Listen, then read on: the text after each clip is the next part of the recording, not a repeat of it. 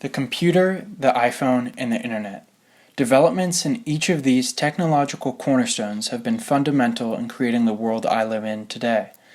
I've always been fascinated with technology, and I aspire to become a financial analyst or a computer programmer. Without the technological changes of the 19th, 20th, and 21st centuries, I would not be able to pursue such goals and aspirations. In order to understand how these changes took place, we have to go back to the 19th century. The 19th century was fundamental in providing a shift from an agrarian to an industrial America. Caused by a large spike in population and an agricultural revolution grounded in empiricism, the Industrial Revolution began in Britain in 1750. New farming techniques such as crop rotation and machinery like the steam engine were crucial to the advancement of technology at the time. Additionally, the revolution generated a large food surplus, which meant that people could save money and spend more on manufactured goods. Farmers quickly moved from rural to urban living spaces. Capitalism thrived as banks formed to assist the creation of factories, and entrepreneurs began taking risks by establishing companies to earn more money.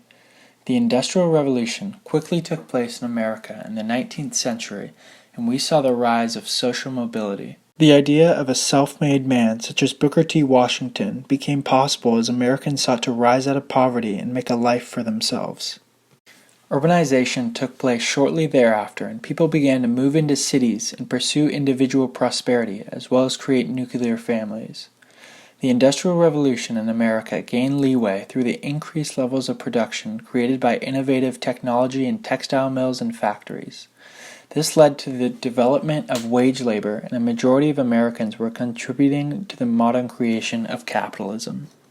The 19th century industrial boom generated the creativity and economic system that paved the path for the creation of the internet and individualism.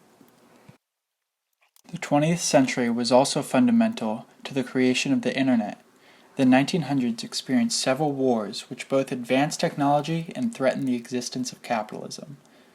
The establishment of the assembly line in 1905 allowed for the modern idea of mass production to take place and assisted the growth of capitalism. The technological progress brought about by the Industrial Revolution also allowed for advancements in engineering, chemistry, and weaponry in World War I. More money could be poured into military technology, and war sparked incredible technological innovation. Several years later, World War II gave birth to the atomic bomb, and this symbolized the level of innovation that people can have when the survival of their country is on the line. World War II also introduced technology like gas chambers, which emerged out of the idea of eugenics. Eugenics is a clear sign of a societal movement away from religion and towards science. The heightened value of science, technology, and empiricism made the internet possible. Following the German defeat in World War II, and the protection of America from the totalitarian rule of Hitler, capitalism faced a new threat. This became apparent in the Cold War. The Cold War was a period of tension between capitalist and communist countries, most significantly the United States and the Soviet Union. Following the defeat of communism, the USSR crumpled, and capitalism kept its place in America. United States victory allowed for capitalism and democracy to persist in the world. Americans gathered together to fight for freedom, and this was the reason why so many Americans joined to fight for their country. The space race between Russia and the US also drove the machine of progress in America and made the universe seem much smaller and personal goals much more achievable. The creation of the internet and the growth of globalization in the late 20th century allowed for remarkable advancements in communication and transportation of goods and services. Globalization also allowed for the spread of any country's politics, economy, and culture. An example of this can be seen in the fact that a majority of products sold in America were originally manufactured in China.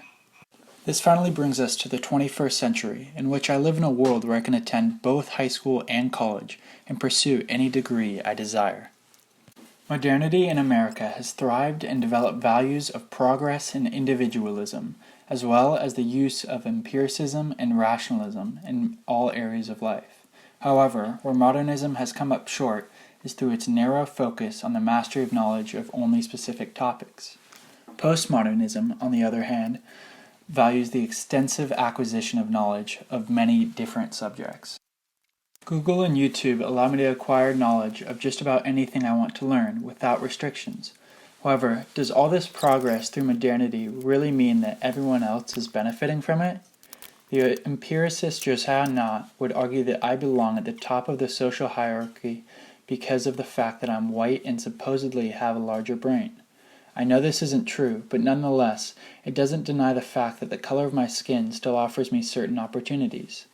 Therefore, I'm grateful that I have the opportunity to become a financial analyst or a computer programmer today, only because of 200 years of the development and improvement of modern Western culture.